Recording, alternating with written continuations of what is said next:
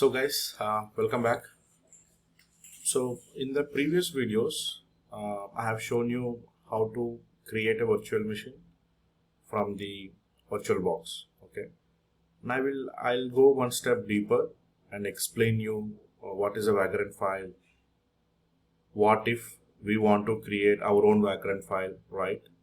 So I'll focus on that in this video, guys. Okay. So without any delay, let's get started. So if you see here, this is my project where I have created project 01, and when I initialized it, right, Vagrant in it, it has created this file for me and a hidden file with not Vagrant. So you don't have to much worry about these files. Okay, so we can leave them as it is, but what we will focus on is this specific file called Vagrantfile with capital V. So I'll try to open this in the Visual Studio Code, which is easy for us to read, do the modification. So I'll say right click, open in terminal. And from this location, I would like to open my Visual Studio. So I'll say code dot. So when you say code dot, it opens up the Visual Studio from the working directory. And you can see the two files are listed here. Now we are more interested in looking at this Vagrantfile. So if you look at this file, guys, most of this file is commented out, right? So there are hardly few lines which are enabled. So I'll focus on the lines which are enabled, and I'll try to talk about the other things as and when required depending on our use case. So now if you look at this Vagrantfile, it is kind of a Ruby file, and vagrant.configure. So every Vagrant file will start with this line called vagrant.configure, and the version of Vagrant that we are using is 2. Okay, so that's the reason here it is 2. Do config, we are configuring it with the box, right? config.vm.box and the box name. In case if we would like to have another operating system, another project, we can go ahead and write these two lines and then end the file. Then you are good enough to create a new machine. So now I'll do that. Like I'll go back. Now I will initialize a new project with my own Vagrantfile. Okay. So right click, new, open folder, and I will call this specific project as test project. Okay. And again, right click, open terminal. So here you can say Vagrant in it.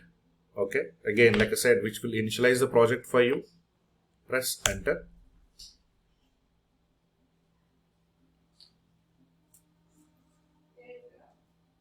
So you can see the file got created, Vagrantfile. So when you just do a Vagrant in it, it creates a Vagrantfile, and when you do a Vagrant up, it creates the rest of the files in your project. So now open code dot, because I would like to edit the file in the Visual Studio.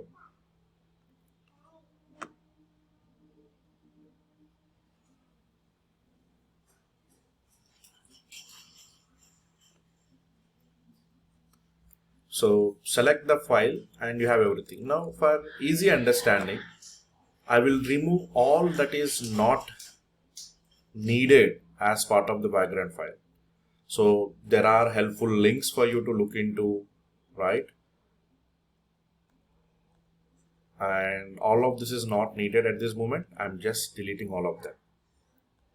So a simple Vagrantfile looks like this, guys, a simple one. Okay. Vagrant.configure, the version 2, do config, and config.vm.box and the base.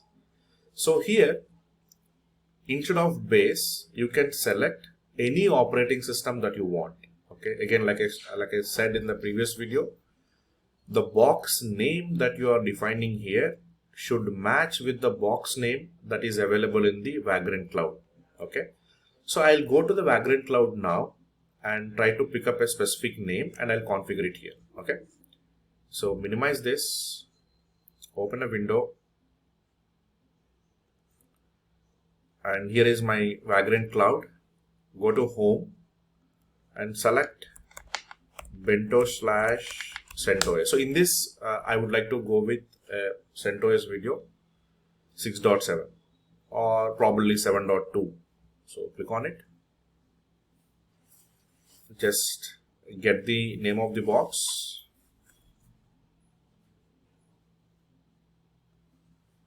And replace base with the name of your box name. So save. So you don't have to go here and then go to this terminal and then do it, because VirtualBox by default comes with a terminal. So you can leverage that in the same window. Right? And see, I'm here in the Vagrant in the same project, which is my test project. So in order to bring up my virtual machine, all I have to do is that say Vagrant up and then enter. So now this will configure all the necessary providers in the backend, downloads the box for you. Okay. And creates a virtual machine. So I'll open the VirtualBox window.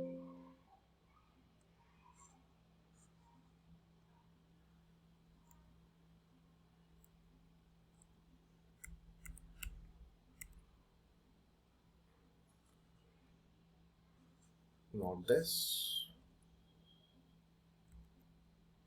Yeah. So here you will see the VM coming up. See CentOS 7.2. You can see that, and it says successfully added. So while it is booting up your VM, it gives you a clear log on what is happening in the backend. So I would recommend you guys to read it so that you understand what is happening in the backend.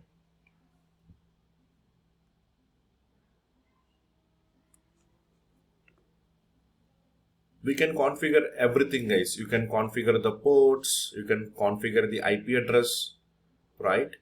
You can define your own private keys. You can execute scripts as part of VMs being provisioned.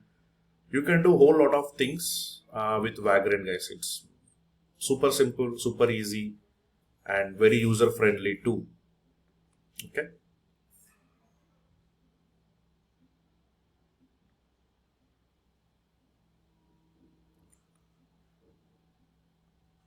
So our test project is almost up. If you want, you can just open the terminal. Just double click on the VM. And you see, it gives a login prompt. So if you want, you can log in either from here, or best way is always to log in from the same project. Just say Vagrant space SSH. So that will take you inside your virtual machine.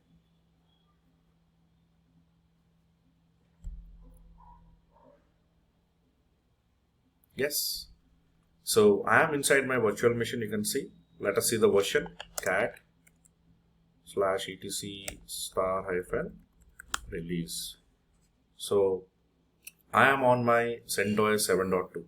So this is just like any other operating system. You can execute commands, you can create users, you can do all that is possible on an operating system. All of that can be, those commands can be executed here, guys. Okay, it is just like any other operating system. The only difference is that we are saving a lot of time in creating all of this manually. Okay, so that's all on this, and in the next video I will customize this file to see how we can customize this based on our requirement. Like how do we set memory, how do we set CPUs, right? How do we set the host names? All of that thing I will try to do it in the coming videos, guys. So that's all. So thank you. See you in the next video.